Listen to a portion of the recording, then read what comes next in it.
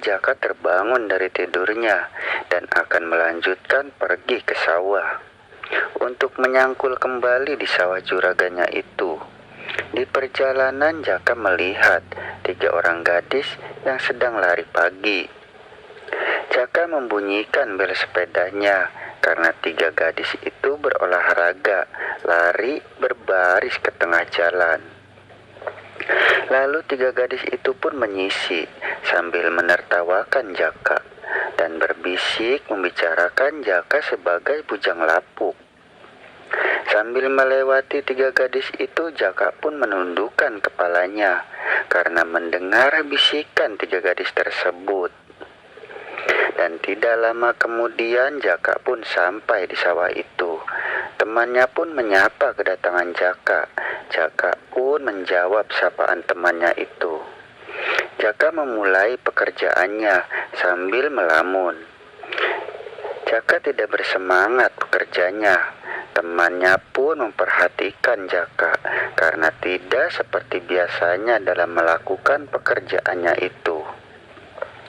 Waktu pun telah siang, menunjukkan waktunya untuk istirahat dan makan.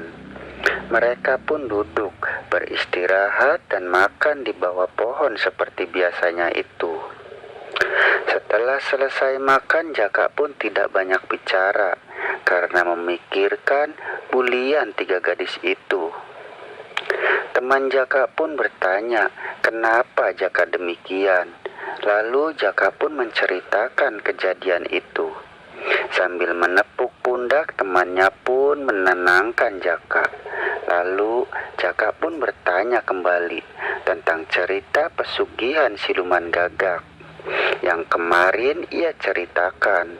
Jaka menanyakan sumber cerita yang temannya ceritakan itu karena Jaka ingin tahu detil tentang praktik pesugihan itu. Lalu teman Jaka pun menyuruh Jaka untuk berkunjung ke rumahnya sore nanti setelah pulang dari sawah, karena orang tuanya lebih mengetahui tentang pesugihan itu. Lalu mereka pun melanjutkan kembali pekerjaannya masing-masing.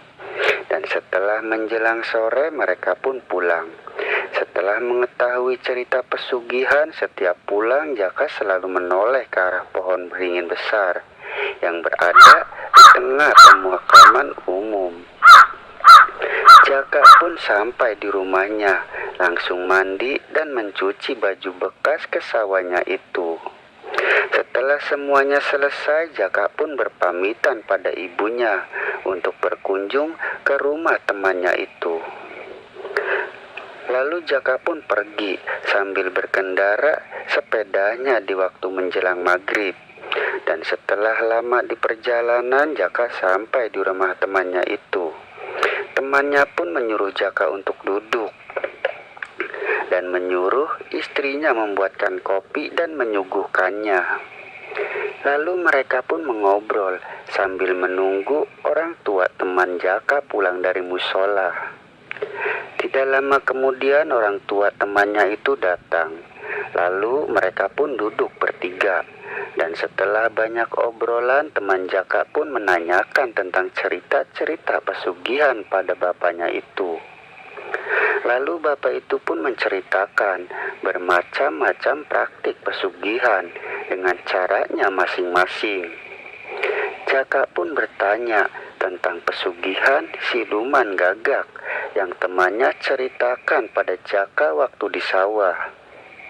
Bapak itu pun menceritakan detilnya beserta tempat pemujaannya.